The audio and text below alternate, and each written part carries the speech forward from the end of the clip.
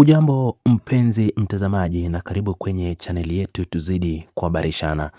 Jina la katibu wa halmashauri kuu ya taifa ya CCM itikadi, uenezi na mafunzo Kenani Kihongozi limeendelea kuchukua nafasi kubwa na kugonga vichwa vya habari katika mitandao mbalimbali ya kijamii kufuatia kuibuka kwa mijadala mizito inayohusu lazima na uwezekano wa kuondolewa kwake madarakani. Viongozi wakuu wa chama kikuu cha upinzani nchini Chadema wamefichua habari na madai mapya wakidai kuwa taarifa za siri kutoka ndani ya mifumo ya serikali zinaonyesha uwezekano mkubwa wa kiongozi huyo kuondolewa katika nafasi yake kwa madai ya kushindwa kukitekeleza haki kiti hicho kikubwa cha ushawishi na uenezi wa sera za chama tawala.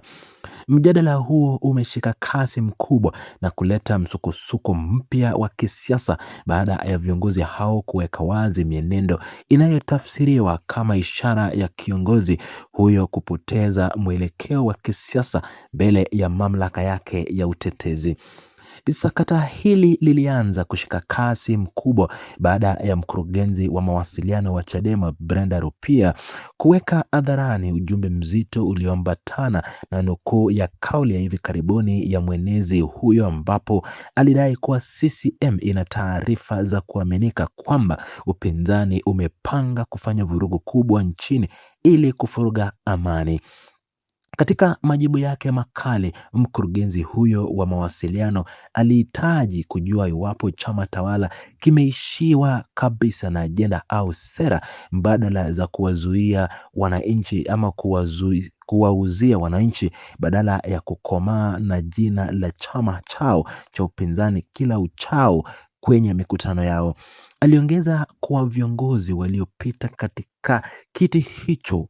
walikuwa na kiburi kikubwa kama hicho, lakini kwa sasa wameondolewa na hawapo tena katika nafasi hiyo ya juu, kauli ambayo wanafuatiliaji wengi wa siasa wameitafsiri kuwa ilikuwa imekimrejea kwa mfumbo aliyekuwa mwenezi wa zamani Humphrey Polepole ambaye naye aliondolewa baada ya mikutano ya ndani.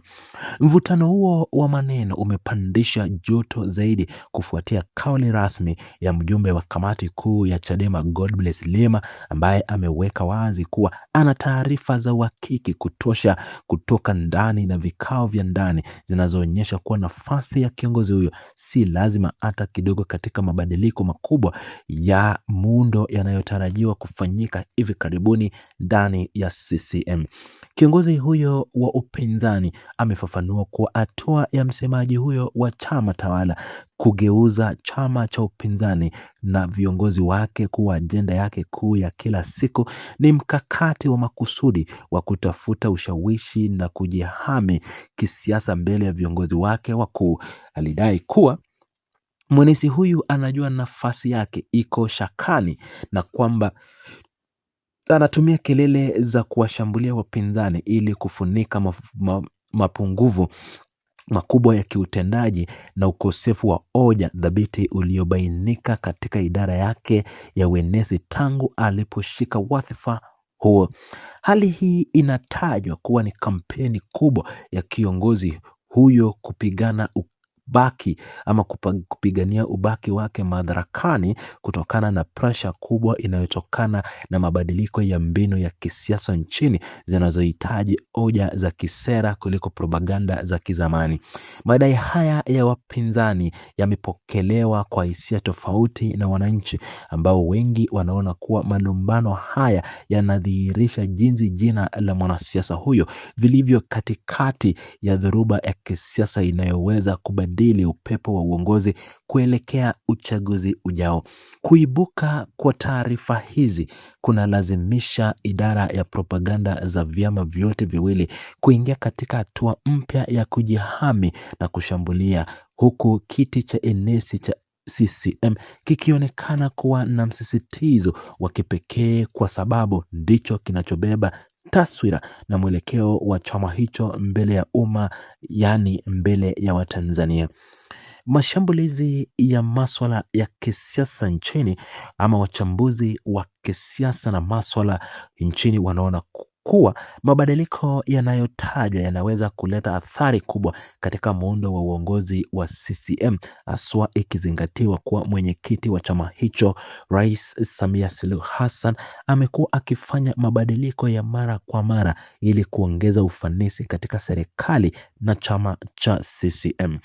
Shinikizo hili jipya kutoka kwa viongozi wa upinzani linatazamwa kama mbinu ya kisiasa ya kudhoofisha nguvu ya msemaji mkuu wa chama tawala na kuonyesha kuwa ana uwezo wa kukabiliana na hoja za upinzani zinazohusu changamoto za kiuchumi na kijamii nchini. Mzozo huu unadhihirisha kuwa vita vya maneno na propaganda katika mifumo ya kidijitali vimekuwa silaha kubwa ambapo udhaifu wowote wa uongozi ama kiongozi unajadiliwa kwa upana na kuwa ajenda ya kitaifa. Mfululizo huu wa matukio na kauli kali unalazimisha kuwepo kwa utulivu wa kimkakati ndani ya chama tawala ili kudhibiti uvujaji wa taarifa na kuzuia maadili ama madai ya upinzani kuonekana kuwa na ukweli mbele ya jamii inayofuatilia kwa karibu. Katika mazingira ya sasa, ukweli wa madai hayo bado unasubiri hatua rasmi zitakazochukuliwa na uongozi wa juu wa CCM, kwani maamuzi yoyote ama yote ya uteuzi na utumbuzi yanabaki kuwa siri ya mamlaka kuu ya chama. Hali hii inaendelea kuweka mazingira na sintofahamu kubwa katika ulingo wa kisiasa na siasa nchini Tanzania, ambapo kila upande unajaribu kutumia fursa hiyo kujitengenezea mazingira mazuri ya kisiasa, huku mijadala ikizidi kupamba moto kuhusu mustakabali wa uongozi wa kijana huyu aliyebeba dhamana kubwa na kusema chama tawala.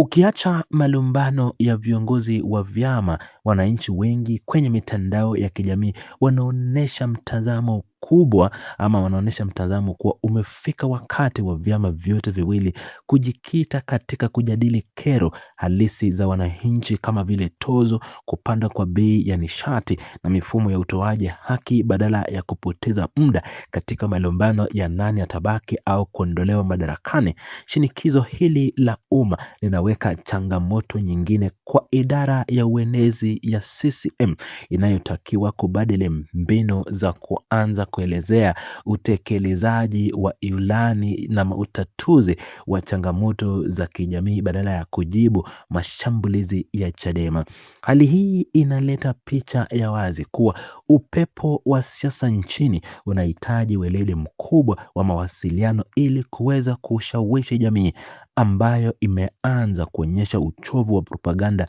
za kisiasa zisizo na majawabu ya matatizo yao ya kila siku. Mwelekeo huu mpya wa kisiasa unalazimu kuwepo kwa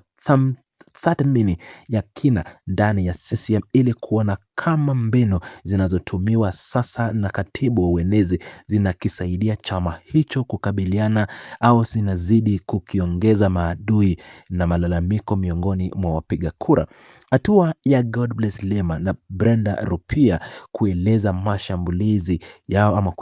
mashambulizi yao moja kwa moja kwa kiongozi huyu inaonyesha kuwa wametambua udhaifu wa kimkakati na wanajaribu kushinikiza uongozi wa juu ya chama tawala kufanya maamuzi magumu yatakayovuruga utulivu wa ndani ya CCM.